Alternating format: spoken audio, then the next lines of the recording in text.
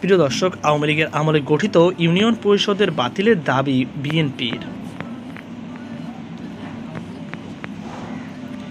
Fascist Sheikh Hasina সরকারের আমলে গঠিত ইউনিয়ন পরিষদ বাতিলের দাবি জানিয়েছে বিএনপি। সোমবার রাতে স্থায়ী কমিটির বৈঠক থেকে অন্তর্বর্তীকালীন সরকারের প্রতি আহ্বান জানানো হয়েছে।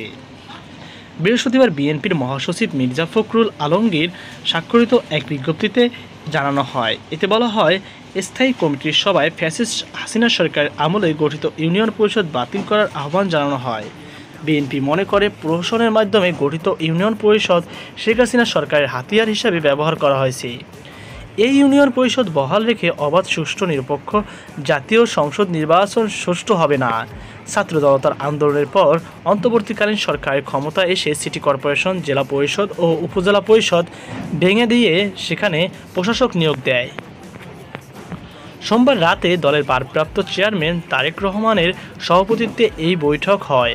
পার্বত্য চট্টগ্রাম নিয়ে জাতীয় কনভেনশন জরুরি উল্লেখ করেন। সংবাদ সম্মেলনে বলা হয়, স্থায়ী কমিটি মনে করে, পার্বত্য জেলাগুলোতে শান্তি স্থাপনের জন্য দেশের গুরুত্বপূর্ণ রাজনৈতিক দল, পার্বত্য জেলায় সংশ্লিষ্ট নেতৃবৃন্দ এবং সংশ্লিষ্ট অংশীদারদের একটি জাতীয় কনভেনশনের আহ্বান করা জরুরি। এই লক্ষ্যে পদক্ষেপ গ্রহণের জন্য অন্তর্বর্তীকালীন সরকারের প্রতি আহ্বান জানানো হয়। পার্বত্য চট্টগ্রামের ঘটনায় উদ্বেগ প্রকাশ করে বলা হয়, ফ্যাসিস্ট হাসিনা সরকারের পতনের পর অন্তর্বর্তীকালীন সরকারের অস্থিতিশীলতা করার সুদূর প্রসারী চক্রান্তের অংশ হিসাবে পার্বত্য চট্টগ্রামে এই ধরনের সংঘাত সৃষ্টি করা হচ্ছে বা সম্পূর্ণরূপে রাজনৈতিক উদ্দেশ্যে প্রণোদিত। এই ঘটনা দেশের স্বাধীনতা সার্বভৌমত্বের প্রতি হুমকি স্বরূপ। এসব ঘটনাকে হালকা করে দেখার কোনো সুযোগ নেই।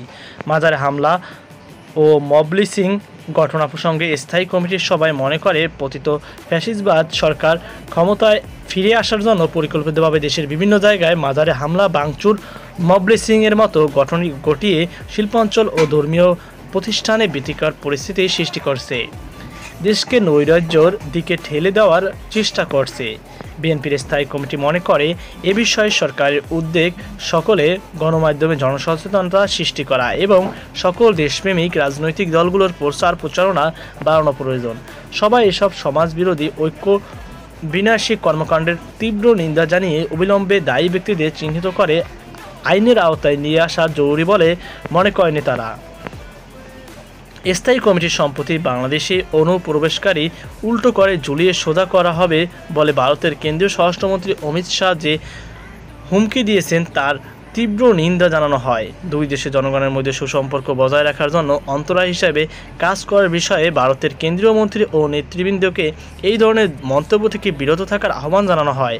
একই সঙ্গে বাংলাদেশ পররাষ্ট্র মন্ত্রণালয় থেকে এই ধরনের মন্তব্য কঠোর সমালোচনা এবং বিরত থাকার আহ্বান জানিয়েছে।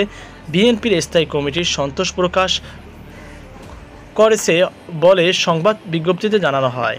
গুলশানের চেয়ারপারসন স্থায়ী কমিটির ওই বৈঠকে দলের মহাসচিব মির্জা ফখরুল ইসলাম আলমগীর ছাড়া ডক্টর খন্দকার মোশাররফ হোসেন, জমির উদ্দিন সরকার, মির্জা আব্বাস, গয়েশ্বরচন্দ্র রায়, আব্দুল মঈন খান, সালাউদ্দিন আহমেদ, সেলিমা রহমান, হাফিজ উদ্দিন আহমেদ ও AZM জাহিদ হোসেন উপস্থিত ছিলেন। তারেক রহমান লন্ডন থেকে ভার্চুয়ালি বৈঠকে সভাপতিত্ব করে।